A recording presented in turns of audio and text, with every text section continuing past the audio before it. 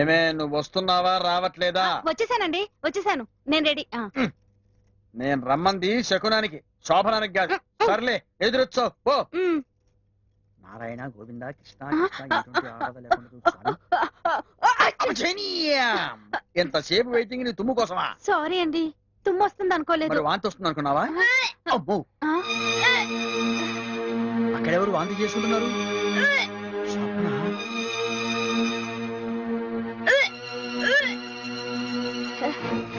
ఏమా వాంతి వస్తుందా? వికారంగా ఉందా? మామిడికాయలు చింతకాయలు అవి తినాలనిపిస్తుందా? ఇది అదే, ఇది ఖచ్చితంగా మోహన్ గారి పని అయి ఉంటుంది. వారి అంతు తెలుస్తా. ఏంటండి ఇప్పుడు ఏమైంది? ఏమైంది ఏమిటి? దాని కడుపు అయింది. అసలు నేను నరకాలి.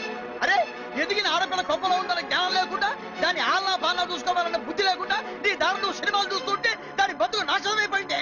గట్టిగా అరవకండి, పరువు పోతుంది. ఇంకెక్కడ పరువే? మన పరువు ఎప్పుడో పోయింది. ఇప్పుడు నేను ఆలోచిస్తుంది మన పరువు గురించి కాదు, ఆ మోహన్ గారి పరువు ఎలా తీయాలా అని.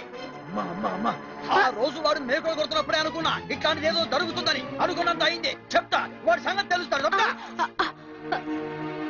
ఏంటే వాడి వల్ల నా చేతులు అయిపోయాయి అంతే. పడితే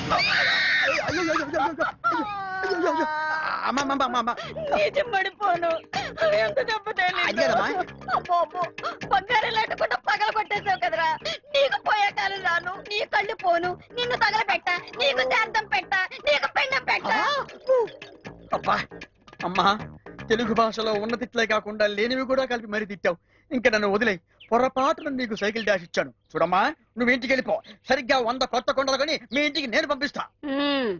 మీ ఆయన లాంటి వాడిని, చిచి మీ అన్నయ్య లాంటి వాడిని నన్ను వదిలే. పొరపాటు అయిపోయింది. వస్తా తల్లి. సుబ్బారావు సైకిల్ ఎక్క. నా సైకిల్ నా ఇష్టం, నీకెందుకు ఇచ్చిగారు?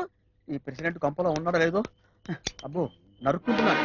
నేను ఆ రోజే నెత్తిదోరు మొత్తుకున్నా ఆ నలుగురు అడవైంది కాలేజ్ సరివేద్దామని. మీరేమో బాధ్యత నాది అంటూ భుజాన్ని వేసుకున్నారు. ఇప్పుడు చూడండి ఏమైందో. ఏందయ్యా? ఏమైంది ఏమిటండి? నా కూతురు కడుపైంది.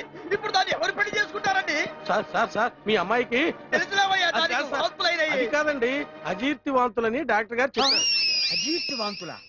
అది నీకు ఆవేశం ఎక్కువ, బుర్ర తక్కువ. అన్ను వెళ్ళి మందు ఇప్పించుకోపో. మీరు తెలుసులే, పో పో. అగో ఎక్కడికే పారిపోతావు? నీకు వయసులో ఉన్న కూతురు ఒక్కరితే ఉంది, నాకు వయసు అందం ఉన్న పెళ్ళం ఉంది.